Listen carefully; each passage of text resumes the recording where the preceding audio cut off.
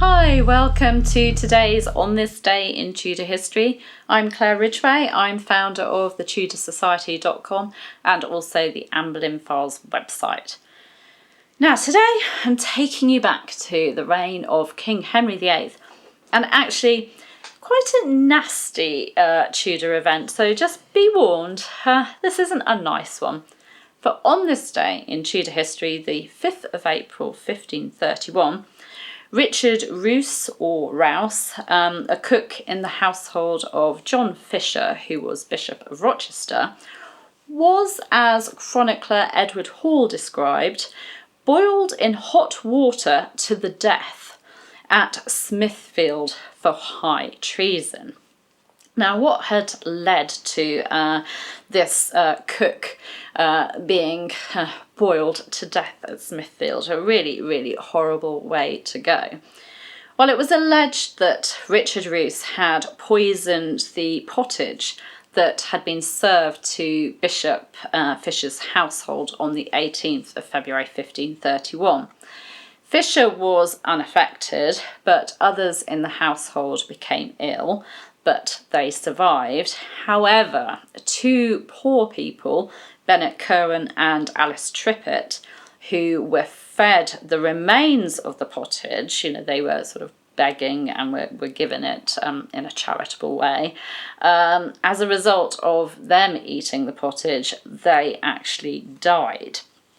Now, Eustace Chapuis, the imperial ambassador, wrote that Roose confessed at once that he had actually put into the broth some powders, which he'd been given to understand would only make his fellow servants very sick, without endangering their lives or doing them any harm. And he went on to say that the king has certainly shown some displeasure at this, but whatever demonstrations of sorrow he makes, he will not be able to avert suspicion from falling, if not on himself, for he is too noble-minded to have resource to such means, at least on the lady and her father. The lady here that Chapuis is referring to is, of course, Anne Boleyn, who Henry VIII was courting at the time.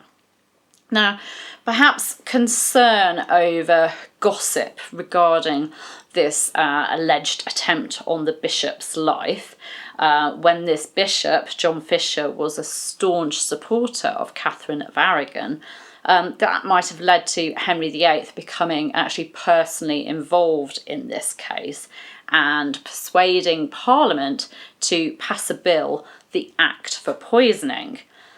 Now, this Act for Poisoning attainted Richard Roose of high treason. It made it high treason to kill anyone by poison. And of course, Richard Roose had killed two people. It made it also punishable by death by boiling. So not only did it make poisoning, murder by poison, high treason, it also stated that the punishment for such high treason was being boiled to death. Of course, it may be just that the king wanted to act because, the crime was so shocking. It might not be because of, worry about gossip surrounding it and, gossip that perhaps Anne Boleyn and her family wanted to do away with Bishop Fisher, or that the king wanted to do away with Bishop Fisher because Bishop Fisher was such a thorn in their sides. There's certainly no evidence at all that the king or the Boleyn family were involved in any way in, this horrible crime. Now, Roose wasn't the only person that was executed as a result of this act being brought in, this Act for Poisoning. Margaret Davis was boiled to death on the 17th of March 1542 at Smithfield for poisoning 3 households that she dwelled in.